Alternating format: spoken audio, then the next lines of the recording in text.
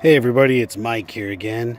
I wanted to show you guys how I am growing some moringa. These moringa I grew, they're started from seed, but I've had some success and some failures with growing these. So I wanted to show you what I finally am doing now to grow these successfully. So when I first started trying to grow moringa, I tried in pots.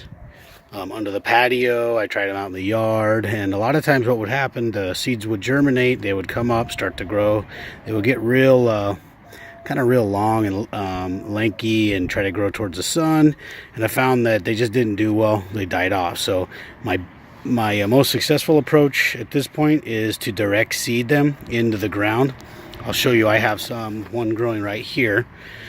This is one that I grew from seed, and I direct sowed it.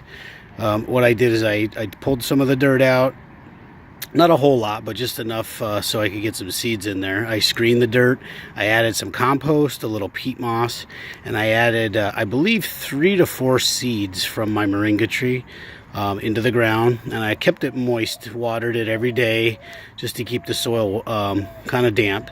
Once the tree started coming up, I kind of took a look at them. I think maybe two of them came up, 2 of the 4 or 2 of the 3.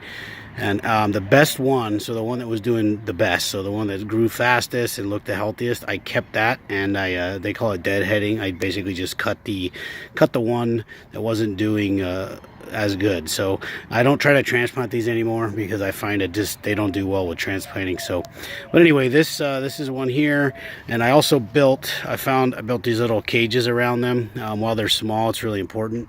I found that little critters, rabbits, etc., like to eat them. Birds, rabbits, anything. So the cages have really helped. So hopefully I'll do an update video. Maybe a year or so. I don't know. We'll see. Whatever I feel like doing it. I want to show you. But these grow really fast. I do have another tree. I can do a video of that too. But it's pretty huge. But it's about 5 years old, and I grew that from seed. But anyway, this is what I do to grow moringa out here. I found that direct seeding in the ground, put a cage around it, lightly amend your soil, and you should have some success with it. I also found too, spring is the ideal time to plant. I tried some in the fall.